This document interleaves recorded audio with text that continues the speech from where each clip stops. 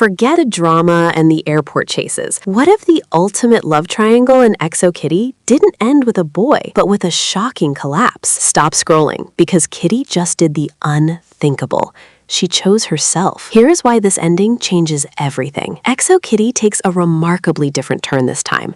There is no dramatic confession, no last-minute airport chase, and none of the usual cliches we have come to expect from teen dramas. Instead, we see Kitty standing alone, looking out at the vast skyline of Seoul, and finally admitting something entirely unexpected. Maybe, just maybe, she doesn't need to choose anyone at all. In this pivotal moment, the famous love triangle doesn't just explode. It completely collapses under its own weight. As the story unfolds, we see a slow and painful unraveling. Both romantic options begin to reveal deep-seated cracks. One choice feels safe, comfortable, and warm, but it is ultimately limiting.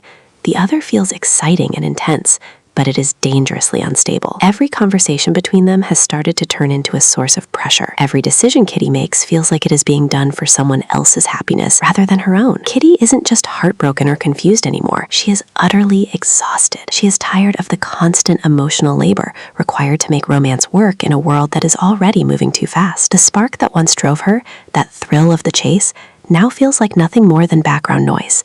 The drama that once felt like a movie has become exhausting and repetitive. So instead of picking a side or forcing a happy ending, she takes a massive step back from everyone. This shift dives into a journey of identity that is far deeper than a simple crush.